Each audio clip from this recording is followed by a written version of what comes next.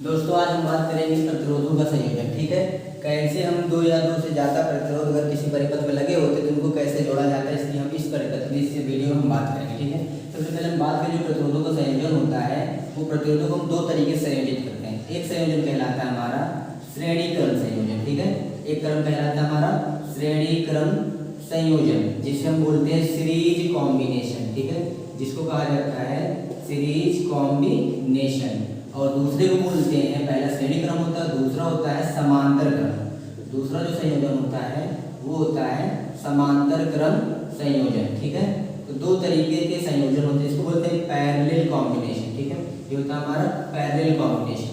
तो अब हम बात करेंगे श्रेणी क्रम संयोजन और समांतर क्रम संयोजन होते क्या है। पहले इसको पढ़ने से पहले हम देख लें प्रतिरोध क्या होते हैं और प्रतिरोध को कैसे प्रदर्शित किया जाता है। अगर किसी परिपथ में आपको इस तरह का कहीं आपको ये ज़िगज़ैग लाइन मिलती है, ये हमें बताता है प्रतिरोध के बारे में। किसके बताता है? प्रतिरोध के बारे में। और प्रतिरोध को हम प्रदर्शित करते हैं किससे?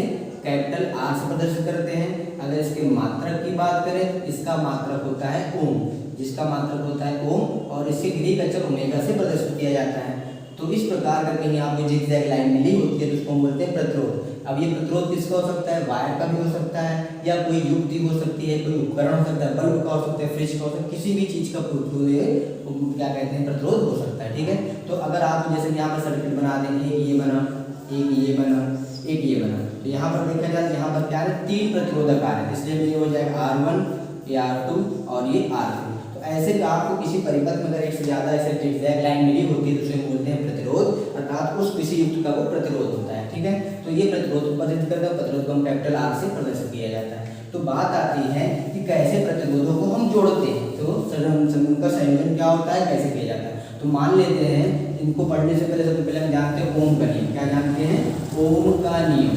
अब ओम का नियम हमने पहले पढ़ रखा। ओम का नियम क्या होता है कि अगर एक हमने कोई चालक तार लिया ए और बी, और ए बी के बीच का जो प्रतिरोध है वो है आर, ए और बी के बीच जो विभवांतर है वो है बी, और ए से बी तक बहने वाली धारा आई है। ओम ने एक नियम दिया, जो विभवांतर होता है वो धारा के क्या होता है, अनुक्रमानुपाती होता है। इसका मतलब यहाँ पर अनुक्रमानुपाती चिन्ह लेकर आर इंटू आई आ जाएगा। इसका मतलब v बराबर आई इंटू आर कर सकते हैं, या तो v अपॉन आई को हम क्या बोल सकते हैं, आर। इसी आर को एक क्या कह दिया जाता है, जो यहाँ पर वो कांस्टेंट की वैल्यू शो कर रहा है, जो क्या है, नियतांक है। ठीक है, इसी नियतांक को ही क्या कहा जाता है, प्रतिरोध कहते हैं। तो इसका मतलब अब आपको फॉर्मूला कौन सा यूज करना है कहीं पर, तो आपको फॉर्मूला यूज करना है v बराबर आई इंटू आर। ये फॉर्मूला यूज करना है, जहाँ पर दो वैल्यू पता होगी, तीसरी वैल्यू क्या करेंगे, निकाल लेंगे। ठीक है, यहाँ तक ये होगा प्रतिरोध के बारे में और उसके कैसे निकलते हैं। अच्छा, प्रतिरोध होता क्या है? प्रतिरोध ये चालक का लाक्षणिक गुण है। क्या है ये? चालक का आंतरिक गुण होता है या लाक्षणिक गुण होता है, आंतरिक गुण है। और आंतरिक गुण मतलब कि इंटरनल प्रॉपर्टी है, मतलब ये प्रतिरोध चालक का आंतरिक गुण है, जो चालक तार में बहने वाली धारा को जाने से रोकता है। मतलब इसको अगर हम बोले, इसका नाम है रेजिस्टेंस। क्या नाम है? रेजिस्टेंस। देखा जाए रेजिस्टेंस की अगर फर्स्ट स्प्रिंग ली जाए तो ये रजिस्ट कर रहा है। रजिस्ट मतलब कि हमारे किसी चीज को, किसी भी ऑब्जेक्ट को रजिस्ट करना मतलब रोकना। तो कहने का मतलब प्रतिरोध का काम क्या होता है, जो चालक में धारा प्रवाहित हो रही है इसके मार्ग में क्या करना, अवरोध उत्पन्न करना। क्या करता है ये?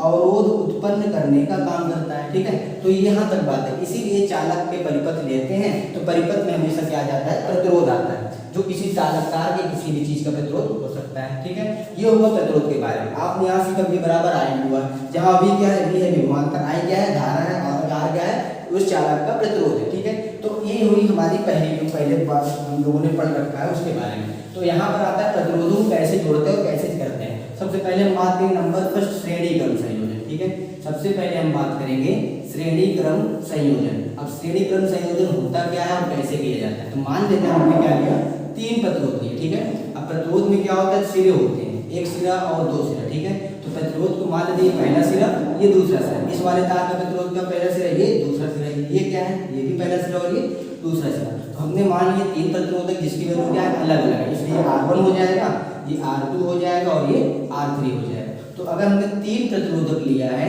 जिसका पहला सिरा और दूसरा सिरा ये डिनोट कर रहे हैं, तो अगर हम तीन प्रतिरोधों को इस प्रकार जोड़ें कि ये पहला जो प्रतिरोध है, ये पहला प्रतिरोध है, ये दूसरा है और ये तीसरा, तो पहले प्रतिरोध का दूसरा सिरा, ये हमारा पहला प्रतिरोध हुआ, जो R1 था, इसका दूसरा सिरा ये होगा, और दूसरे सिरे का पहला सिरा, दूसरे प्रतिरोधक का पहला सिरा, मतलब पहले प्रतिरोधक का दूसरा सिरा और दूसरे प्रतिरोधक के पहले सिरे को जब हम परस्पर एक दूसरे से कनेक्ट कर देते हैं तो इस प्रकार ये बन गया। और फिर ये दूसरे प्रतिरोधक का पहला सिरा पहले सिरा था लेकिन दूसरा सिरा खाली था और दूसरा सिरा दूसरे प्रतिरोधक का दूसरे सिरे को तीसरे प्रतिरोधक के पहले सिरे से जोड़ दिया जाए। ठीक है, तो इस प्रकार अगर हम ये दूसरा प्रतिरोधक था R2 जिसका पहले सिरा आपके पहले से और दूसरे से खाली है, तो इसके दूसरे प्रतिरोधक का दूसरे सिरे को तीसरे प्रतिरोधक के पहले सिरे से जोड़ दिया जाता है। तो इस प्रकार के संयोजन को क्या कहा जाता है? श्रेणी क्रम संयोजन कहते हैं। ठीक है, तो अर्थात जब हम प्रतिरोधों को इस प्रकार जोड़ें कि पहले प्रतिरोध का दूसरा सिरा दूसरे प्रतिरोध के पहले सिरे से जुड़ा हो और दूसरे प्रतिरोध का दूसरा सिरा तीसरे प्रतिरोध के पहले सिरे से जुड़ा हो, और ऐसे अगर हम जोड़ते जोड़ते चले जाते हैं तो प्रतिरोधों को इस प्रकार का संयोजन क्या कहते हैं? श्रेणी क्रम संयोजन कहते हैं। ठीक है, तो श्रेणी क्रम संयोजन कहा जाता है। यहाँ तक बात समझ में आई। तो अगर आपको कहीं सर्किट इस टाइप से मिल रही है तो इसको हम बोलेंगे श्रेणी क्रम संयोजन। अगर देखा जाए जब हमने इनको जोड़ा, यहाँ पर दो चीज आएगी, एक आएगा यहाँ पर करंट की बात और यहाँ पर आएगा वोल्टेज। तो जब हम श्रेणी क्रम संयोजन करते हैं तो देखा जाए यहाँ पर जो करंट आपका चल रहा है ये यहाँ से यहाँ तक करंट आपका जाएगा और कहीं दूसरी सर्किट आपको नहीं मिल रही है कि जिससे ये करंट आपका रुक सके। ठीक है, इसलिए जब हम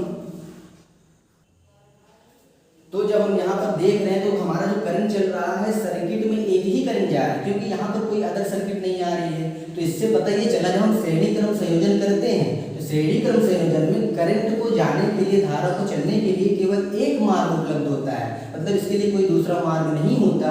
इसलिए जब हम श्रेणी क्रम संयोजन करते हैं, जब हम क्या करते हैं? श्रेणी क्रम संयोजन करते हैं तो यहाँ से एक बात समझ में आई, वो ये आई कि श्रेणी क्रम संयोजन में धारा के लिए क्या होता है? धारा के लिए केवल एक मार्ग होता है। धारा के लिए क्या होता है? केवल एक मार्ग होता है। तो अब अगर एक ही रास्ता है तो कोई चीज दूसरे रास्ते से जा ही नहीं सकती, मतलब वो चीज टूट नहीं पाएगी। इसलिए एक ही मार्ग होता है, धारा के लिए एक ही मार्ग होता है।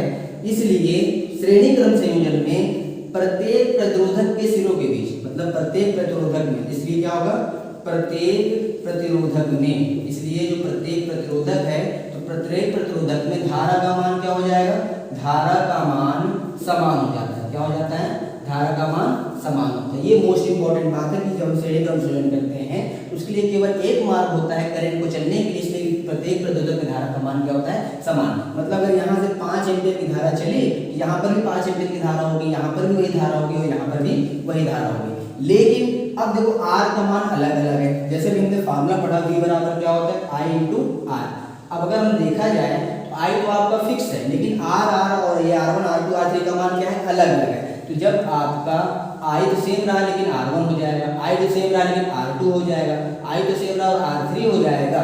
तो इसकी वजह से करंट तो सेम रहा, प्रतिरोध का मान अलग अलग होने की वजह से जो हमारा इनके प्रतिरोधक के सिरों के बीच जो विभवांतर आएगा इसका मान क्या हो जाता है? इसका मान अलग अलग हो जाता है। तो इससे ये पता चला कि हम श्रेणी क्रम संयोजन करते हैं तो धारा के लिए एक मार्ग होता है, इसलिए धारा का मान क्या हो जाता है? सिरों के बीच समान होता है। जबकि विभवांतर का मान, जबकि प्रत्येक प्रतिरोधक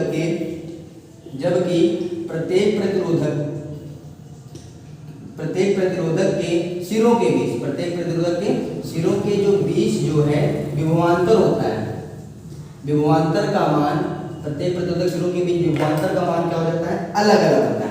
अब अलग अलग क्यों होता है? अलग अलग होता है। तो देखो अलग अलग होने की वजह क्या है? ठीक है, उनका अलग अलग होता है। अलग अलग होने की वजह हमने क्या बताया कि करंट हमारा सेम है लेकिन R का मान अलग अलग हो गया। इसलिए R का मान जब डिफरेंट होगा, जाहिर सी बात है V1, V2 और V3 अलग अलग पहले दूसरे तीसरे प्रतिरोधक के जो विभवांतर है उसका मान क्या हो जाएगा?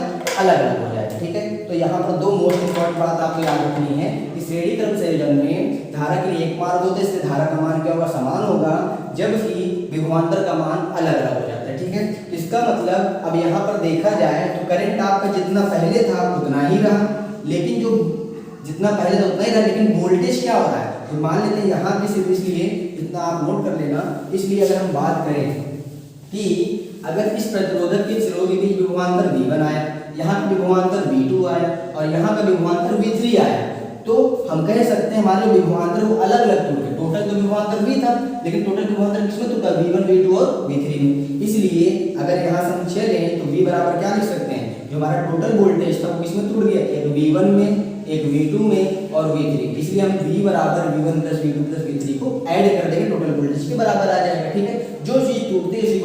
बोला जाएगा। अब यहाँ से ध्यान देना, तो मान लेते हैं R1 R2 R3 तीन प्रतिरोधक थे और इनका तुल्य प्रतिरोध क्या है, इसलिए इसके मानते, इसलिए मानते हैं कि परिपथ का तुल्य प्रतिरोध, इसलिए ध्यान देना। अब यहाँ पर मान लेते हैं कि परिपथ का जो तुल्य प्रतिरोध है, ठीक है, परिपथ का तुल्य प्रतिरोध क्या है, कैपिटल R है।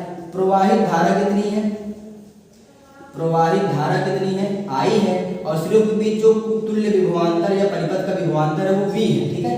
तो परिपथ का अगर विभवांतर क्या है, V है, तो हम इस वाले फॉर्मूले को लिख सकते हैं V बराबर V1 V2 प्लस V3। तो यहाँ से अब V को हम रहने देंगे, अब V1 को क्या लिख सकते हैं, ध्यान देना, इसलिए V1 को लिखेंगे तो वो क्या होगा, फॉर्मूला V बराबर I/R।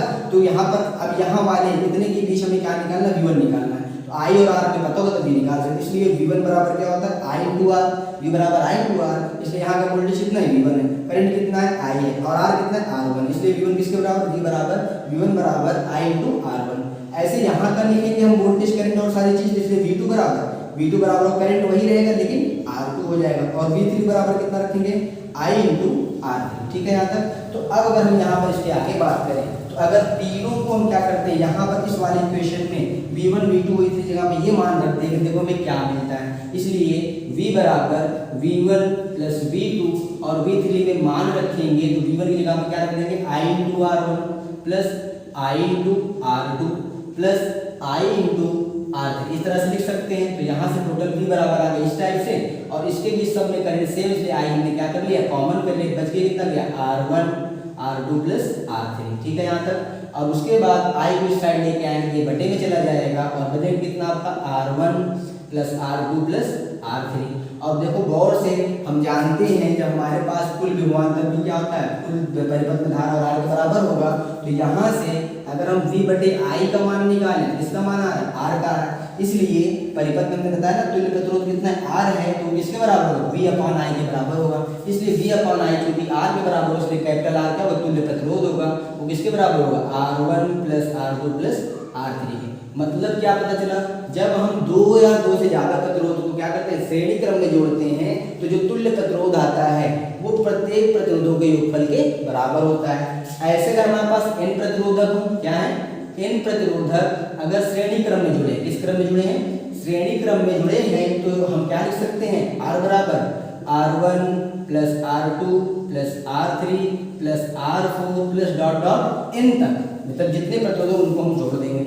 आई बात समझ में, इस टाइप से श्रेणी क्रम संयोजन में तुल्य प्रतिरोध का वैल्यू निकालते हैं। यहाँ तक बात समझ। एक छोटा सा क्वेश्चन देख लेते हैं, मान लेते हैं हमारे पास क्या है, परिपथ है, यहाँ पर हमारे पास क्या है, तीन प्रतिरोधक है, एक है हमारे पास 1 ओम, ये है 2 और ये 3 ओम है, ठीक है। अब आपसे पूछ रहे हैं कि यहाँ पर अगर 5 एम्पीयर का करंट चल रहा है, तो आपको बताना है यहाँ पर और यहाँ पर, मतलब पहले दूसरे तीसरे प्रतिरोधक में विभवांतर बताना है और उसके साथ साथ तुल्य प्रतिरोध। इसलिए आपको फाइंड करना है तुल्य प्रतिरोध, क्या बताना है, तुल्य प्रतिरोध। नंबर दूसरा बताना है आपको, नंबर सेकंड बताना है परिपथ का विभवांतर, क्या बताना है, विभवांतर। इसलिए पहले तुल्य प्रतिरोध निकालेंगे, तुल्य प्रतिरोध R किसके बराबर, R1 plus R2 plus R3, क्योंकि श्रेणी क्रम है इसलिए सब श्रेणी क्रम में क्या होता है, R1 R2 R3 3 के बराबर आएगा। R1 का मान 1 और ये 2 और ये 3, कितना आ गया यहाँ पर R का मान, यहाँ से आगे R इक्वल 6 ओम, मतलब तुल्य प्रतिरोध कितना आया, 6 ओम। अब परिपथ में धारा कितनी चल रही है, 5 एम्पीयर, क्योंकि देखो धारा आपको दे रखा है कितना है बराबर 5 एम्पीयर, और प्रतिरोध तुल्य निकाला कितना आपने 6 ओम। इसलिए हमें पूरे परिपथ का विभवांतर निकालना, तो बराबर क्या करेंगे, I/R। I का मान कितना है 5, R का मान कितना है 6 6 5 30 और V मतलब कि वोल्ट। इस प्रकार हम पूरे परिपथ का वोल्टेज भी निकाल सकते हैं, ठीक है। ये हुई क्वेश्चन और ये हुआ श्रेणी क्रम संयोजन, ठीक है। और इस टाइप से पूरा कैलकुलेशन और सब इसको समझते हैं, ओके।